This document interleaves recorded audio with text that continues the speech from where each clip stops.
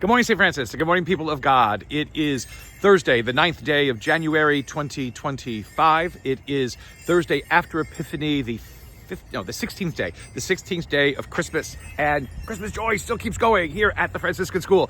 So as we continue to move into the final days of the Christmas season, we are still celebrating with all the wonder and the beauty that the Christmas season can offer to us. And you can hear them. My bells are still attached to me. So again, just a few more days. Again, Christmas concludes on Sunday. Make sure that if you have your tree up, you try to keep it up at least until Sunday night, let's say. You can take it down then. It is a very chilly day. Let me turn this off for a minute. It is a very chilly day here in North Carolina.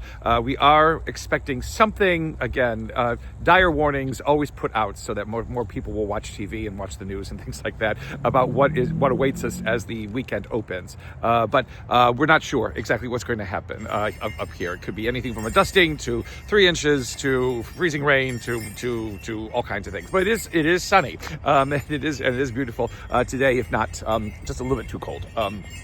But Christmas season continues, and if it does snow, then it will be a white Christmas for Carolina again, because Christmas concludes on Sunday, and it is the Christmas season. So it will be a white Christmas, and I guess the first white Christmas in over 1,700 days. So it's been a long time since we had snow here in Carolina, and it's a good thing because I don't know what to do with it. It gets a little bit crazy. And again, for somebody who grew up in Niagara Falls, again, it's always frustrating when people just don't realize that it can snow and to prepare for it.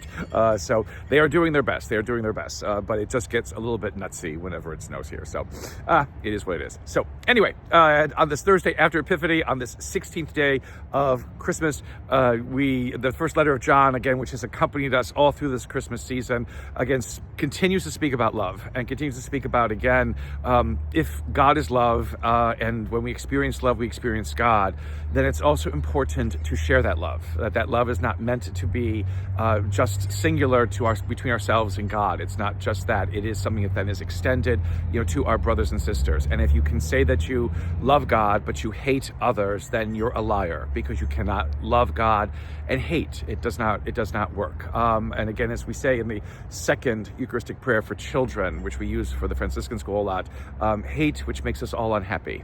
Jesus comes to take that away. Jesus comes to open up our lives and our hearts, to what it is that we can be, and to give us the courage to be able to be people who dare to believe that there is more to us than sometimes we can see ourselves, that there's more to us than we can imagine, ourselves, and that we are capable of much, much more.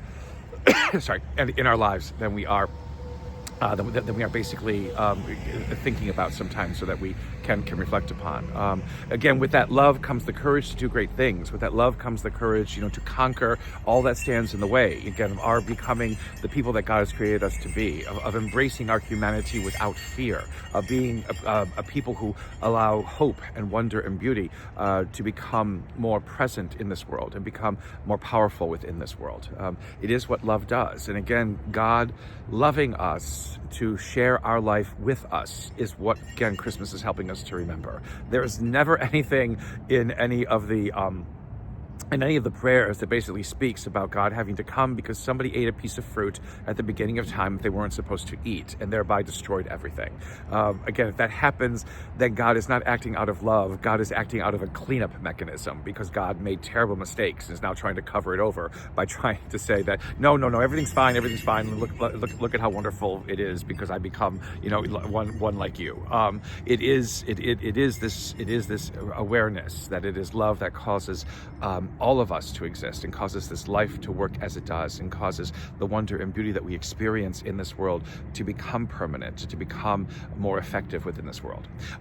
We move from the first letter of John to Luke's gospel today, in which Jesus goes to the synagogue in Nazareth, the very beginning of Luke's gospel, and he opens up the scroll to the prophet Isaiah, which speaks about bringing liberty to captives and release to prisoners and a year of favor for the Lord, and then rolls up that scroll and says, "This has now been fulfilled in your hearing. Again, this great announcement of who and what Jesus is. In Matthew and in Mark, again, there is the proclamation of the kingdom or the reign of God being at hand to repent and what have you. In Luke, you get the announcement of Jesus's mission by saying that everything that you hoped for has now come to pass. And again, the people are astounded by what he has to say, and then they want to go and kill him because they think he's some kind of blasphemer and whatever it is. But the truth remains the same. Christ comes to fulfill God's promises. Again, Christ comes not to exact punishment or some kind of retribution, because again, somebody ate a piece of fruit they weren't supposed to eat at the beginning of time. Just listen as I even say that. It becomes more and more ridiculous. But again, we wrap ourselves up in that so much that we forget about what it is that God is truly doing with us. And again, the power of love that is born for us in this holy season, and that remains with us all our lives through all times and all seasons. A continued blessed Christmas, St. Francis and people of God. May the Lord give you his peace.